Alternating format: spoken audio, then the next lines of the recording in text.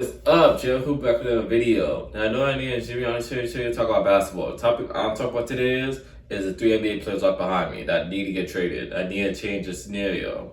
And the three NBA players are Trae Young, John Morant, and Zion Williamson. Now they're always the stars that I'll get traded during the NBA season. I get it's early, but these three players definitely need to get traded. I want to talk about this video. And I'll tell you my reason why. Before I start this video though, like, comment, subscribe, Jl'hoops notifications on, and follow me on social media, Unstoppable. And if you're not subscribed to Jl'hoops, I don't know what you're doing. Come on now. This is one of the best basketball channels upcoming. Like, come on now. You have to subscribe that. 703 to 105, 103 to 120. Get those subscribers up, most definitely. But I won't talk too much, so get this video started. Every season, there's always a player that always get traded. There are always stars that always get traded. And I know it's early in the season right now to talk about it, but we have to talk about these three players that I think need a change. I'm not going to talk about Giannis and stuff. I don't think he's going to trade to the next offseason, the season after. I'm not going to talk about Devin Booker, because I don't think he's going to get traded either yet, because he did sign that extension too. I don't see him to trade maybe like a year or two right now. So I'm not going to talk about those two players. The three players I'm talking about right now is John Morant, Zion Williamson, and Trae Young. Now, look, I get it. It's early in the season. Why I'm talking about these players, but John Morant is biggest in the headline right now. You all heard what he happened against the Lakers. He had 8 points, shot 3-14 for the field, and he blamed the bad game on the coach. And John Morant hasn't played great after that game. Had 19 against Houston, had 20 against the other game against the other team. Now, he hasn't played great. He has shot bad from the field. Right now, John Morant is shooting 38% field goal, averaging 20 points a game, and averaging 7.3 assists, averaging 3.8 rebounds per game. And after winning most players that year, 2022, after winning that one, he has been great. Has been awesome. He has been decreasing. And let me out. Look, John Morant is a top 15 point guard, top 10 point guard. But he's not there yet at the top 5 point guard we thought he could be. People are saying Prime D Rose. Prime D Rose is a top 5 point guard, top 10 point guard. John Morant is not that. I get it. People complain of injuries and everything else. But to me, is the biggest problem with John Morant is his jump shot. That's the biggest problem with his jump shot. Other than the off-court issues, I get that. Other than the off-court issues and his leadership and everything, too, that's another problem with him and everything. His jump shot, it hasn't improved. If you see his last percent from 3, shot 30% from 3 last year, shot 31% from 3 last year. Best from 3 was 34% in most of the player year. And we thought it would improve after that, but hasn't. This year he's shooting out 40% from 3. You take out his athleticism, what do John Morant really have? I'm not seeing a talented player, great player, phenomenal player, but I'm thinking to myself, like, Memphis, you have to let him go. I think you have to trade him.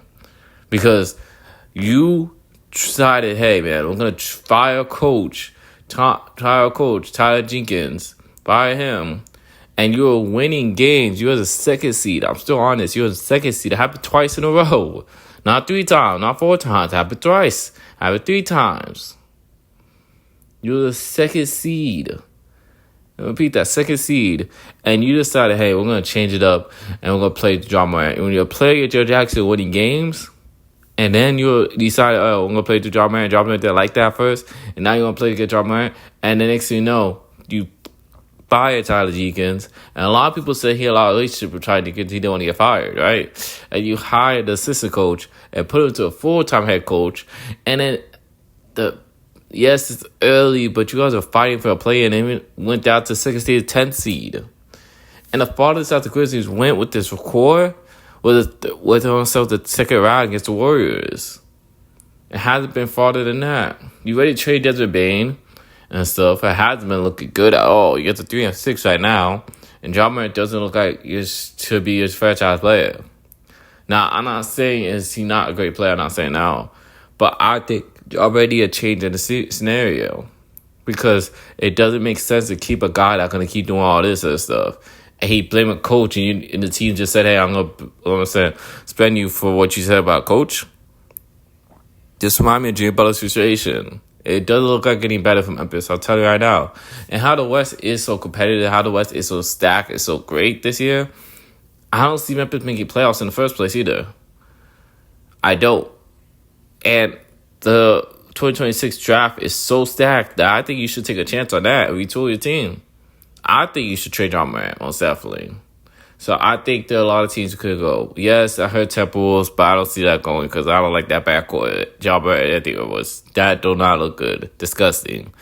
I could see the Hawks in the mix. I could see the Kings in the mix. I could see Miami in the mix.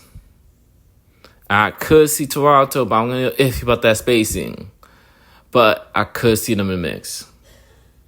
So, where did John Morant going to go? I think he need to change the scenario. But the next player I'm talking about is Zion Williamson. Look. Pelicans are 2-6 right now. I get it. The start of season 2. But something has to change the Pelicans right now because it hasn't been great other than him getting drafted. Zion hasn't been healthy, right? That was the main thing we had to say. Zion has to be healthy and fit, right? Most definitely stay healthy and fit. But at the same time, they're 2-6 right now. It hasn't been great. You guys started the worst record in the NBA at 0-6, and now you're 2-6 still. And you traded your first round pick for this year, 2026 NBA draft. This year coming up, next year coming up. You traded that pick to the Hawks, and you guys are not looking good. I get it. Derek Queen, he's a good player. And I'm getting into on Derek Queen now. But I'm just saying, to me, your starting 5 doesn't work out. I get it. People are going to say, Jonathan Murray's out, Jimmy. Hey, give us some time still. Jonathan Murray, they don't have a point guard. Jordan Poole playing point guard. He's not a real point guard. I get that.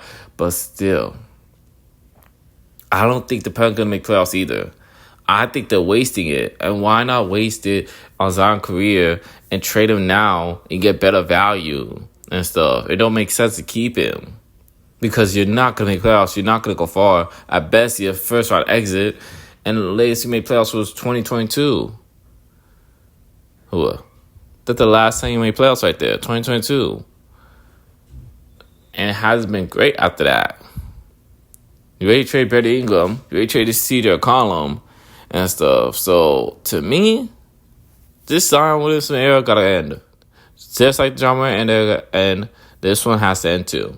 I think you got to break the brakes on this one. Because it don't make no sense to keep it. Zion is a great power forward, great player in the game, top 30 player. But I'm thinking to myself, like, hey, this is not going great. I think Willie Green might be fired in a couple of weeks from now. He's a good coach, but the Pelicans organization, it hasn't been great. So I'm thinking to myself, like, this one has to go. And you could get some value off of Zion. Trade him to the Golden State, trade him somewhere else. So it has to make sense right now. I think to myself, Zion has to go. The last player I'm talking about is Trae Young. Look, Trae Young is talented point guard, talented point guard. But look, I get it. The Hawks are a mediocre team. The Hawks build a team around Trae Young. I get that. But to me, they're mediocre. I don't see them going far. At best, they're 5th seed, I said in my standing video and stuff. But do we believe that the Hawks should be a second-round exit or quarterfinal exit or the league to the finals? And to me, you have a good young core. You have Jalen Johnson, you have Zachary Richardson, you have Dicey Daniels and stuff. You have Asa Noel. You have Big O. You have a good core with it. You have Nick Alexander-Walker. Like, you have a good core. I get it. Trae Young did not sign that session too. That's another reason I say he should get traded, because he did not sign that session. He's going to be a free agent. So my thing is, yes, you can sign him back and you could say get the money right? But what if you don't sign back? You're going to lose him for nothing. So why not take a chance, take a risk to trade him? Because it makes no sense losing for nothing at the end of the day. And you got the Pelicans' first-round pick. That could be a high pick in the draft that you could draft AJ Daffy or the one of the Boozer twins or Darius Akenhoff from Louisville or Derek Pearson from Kansas. You could draft one of the big guys from, the 2026 draft. So it could be one of those things right there. Like, I'm thinking to myself, like, Trae Young, yes, you're talented point guard, you're top 10 point guard, a little bit inefficient and stuff. But to me, I think he'll fit better on other teams that'll fit him. The Hawks, you hasn't been great other than 2021 when he made it to conference finals. Other than that, it hasn't been great for that. So I'm thinking to myself, you've been mediocre and then make a conference finals after that year. It was a great year, Spies of the year. What happened after that? He been playing, and stuff. And Trae Young's out right now for 4 to 4 weeks right now. But I'm just saying the Hawks do have to decide something. Because he did sign that session. I think it's his way out the door. So, my question is, who could be the first player out the door? Who could be the first player traded? I think it'll be Ja Morant. But Trae Young, I definitely say he got to go. I think he need to change the scenario. Maybe like a team like Orlando Magic, that could be a great fit. I could see that happening. And I could see that definitely could win out most definitely. And they need more shooting than Desmond Bain. They need a point guard. They need a real point guard. I said that 8 times. I said that. Jalen Suggs is talented. He's a good player. But having Trae Young will fit that team way more better. And Paulo hasn't played great over there. And Faz hasn't played great. So they need someone that can fit that team most definitely. Orlando, hey, try and help Hawks. But I'm just saying to me down below, like, these three players need to change the scenario. What other player you think need to change the scenario? Do you think any other players that do you think you're going to get traded this season? Tell me below what you guys think, though. Before I go to like, comment, subscribe, who turn cases on, and follow me on social media, Unstoppable. You have a great day. I'm out, guys.